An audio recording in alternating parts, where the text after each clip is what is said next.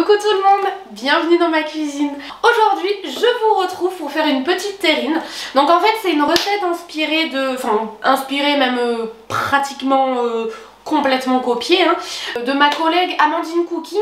Je pense que beaucoup la connaissent puisqu'elle est très connue sur les réseaux et son blog est énormément connu. C'est vraiment des recettes la plupart du temps super simples, assez rapides à faire. Enfin bref, moi j'aime beaucoup parce qu'il y a souvent pas mal de petites choses. Elle fait souvent aussi des recettes un petit peu légères, donc moi ça me correspond plutôt pas mal. La seule petite différence c'est qu'elle utilise du roquefort et moi je vais utiliser du bleu d'Auvergne. En même temps, j'habite en Auvergne, bon voilà, je me voyais mal utiliser autre chose. Vous allez voir, donc il n'y a pas beaucoup d'ingrédients, c'est vraiment assez simple, donc je pense que c'est assez rapide à faire. Je ne l'ai jamais faite encore, donc on va la faire ensemble aujourd'hui. Au niveau des ingrédients, on va avoir besoin de 300 g de fromage blanc, donc là moi c'est du fromage blanc à 0%, de 150 g de fromage, donc comme je vous disais, c'est pas du roquefort mais c'est du bleu d'Auvergne, de 200 ml de crème, je vais essayer de pas la faire renverser, de 100 g de noix, donc là je les ai toutes décortiquées, donc c'est le poids décortiqué, 100 g de noix décortiquées, c'est le plus long, c'est de les décortiquer, d'une poire, de 4 feuilles de gélatine que je vais d'ores et déjà mettre dans de l'eau froide pour bien les ramollir tout simplement, du sel, du poivre forcément et de la ciboulette. Donc là la ciboulette c'est de la ciboulette déshydratée, j'en avais pas de la fraîche, donc bon, on va voir ce que ça donne avec la déshydratée.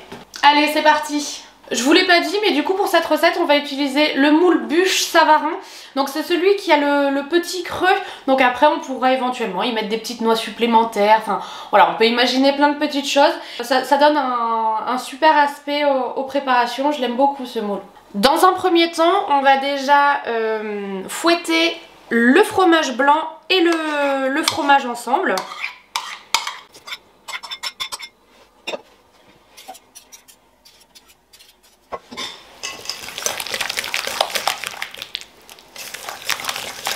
Une fois que c'est fait, on met de côté et on va faire chauffer la moitié de la crème, donc environ 100 ml. On va faire chauffer ça donc à la casserole et au premier bouillon, on retire du feu et on pourra intégrer la gélatine.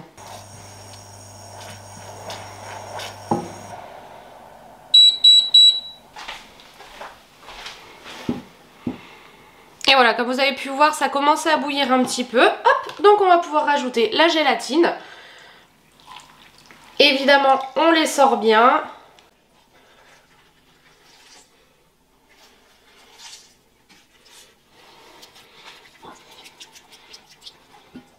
On mélange bien.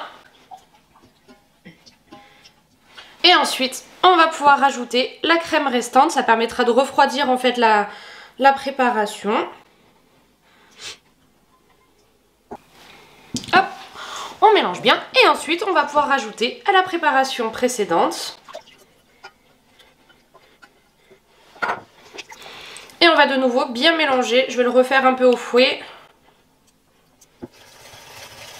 Après je mélange pas trop non plus parce que je pense que ça doit être sympa s'il y a des petits morceaux de bleu. Donc forcément je fouette un peu, mais pas trop histoire qu'il y ait bien des petits morceaux qui ressortent. Ça doit être super sympa. Hop, allez, on remet de côté de nouveau. Et on va pouvoir s'occuper de la poire. Donc moi je garde la peau, j'ai évidemment bien nettoyé. Donc en fait on va faire des petites lamelles. Donc je vais déjà les vider. Hop là. Et ensuite on va pouvoir en faire des petites lamelles.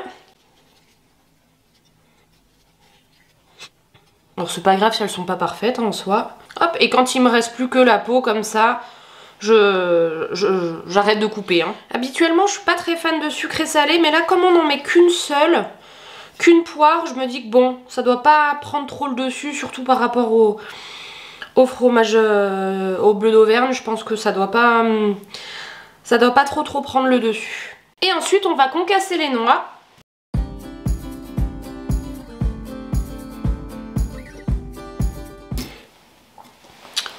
je le fais un petit peu grossièrement pour qu'il reste des gros morceaux. Et ensuite, juste avant de passer au dressage, on va saler, poivrer et rajouter la ciboulette. Alors je sale pas trop parce que bon, il y a déjà quand même le fromage qui sale un peu. Mais comme d'habitude, faut pas hésiter à goûter les préparations pour voir si c'est assez salé, assez poivré, tout ça, tout ça. Et une fois qu'on en est là, qu'on a nos 3 préparations, en tout cas la préparation, les noix et les poires, on va pouvoir tout simplement dresser. Donc on va déjà verser un tiers de la préparation dans le moule. Hop, on répartit bien. Ensuite, on va pouvoir rajouter des poires. Et enfin, on va pouvoir rajouter des noix.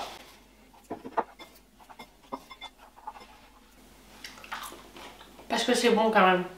Ensuite, on va pouvoir remettre un autre tiers. Alors, je suis désolée, c'est pas de la bonne main. On essaye de bien répartir sur le dessus. Et rebelote avec les poires.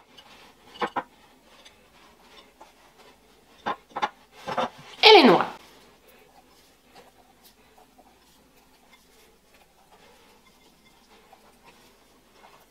J'ai gardé quelques noix pour faire la déco à la fin. Et ensuite, on va pouvoir de nouveau verser la préparation, donc tout ce qui reste sur le dessus.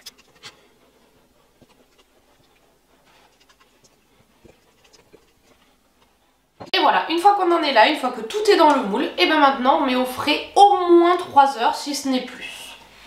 A tout à l'heure. Et voilà, donc ça fait au moins 4 heures que c'est dans le frigo. Donc on va pouvoir démouler et voir ce que ça donne. Dans un premier temps, j'écarte un tout petit peu les bords, histoire que ça se décolle un petit peu et que du coup ça se démoule plus facilement. Dans sa recette, Amandine, elle le fait vraiment elle fait sa terrine dans une terrine, donc elle ne démoule pas. Donc c'est pour ça que moi je tire un petit peu sur les bords comme ça, pour être sûr que ça se démoule bien par la suite. Hop, impeccable. J'ai pris le petit plateau bambou long comme ça. Hop, allez, on retourne. Et maintenant, délicatement, on va démouler. Donc pareil, on tire bien sur les bords.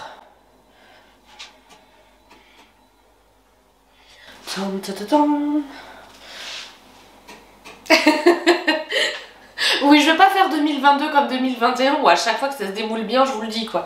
Parce que ça se voit finalement. Et voilà, la petite terrine toute prête.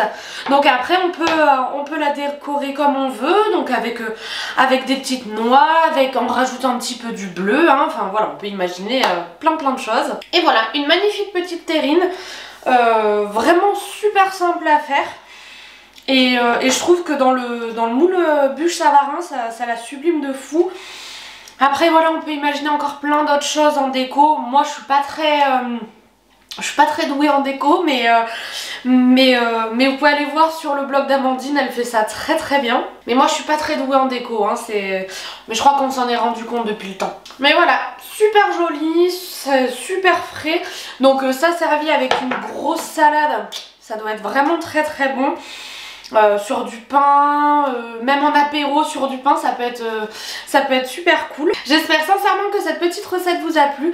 Comme d'habitude, je vous mets la liste des ingrédients sous la vidéo dans la description. Je vous mets également le lien pour mon Instagram.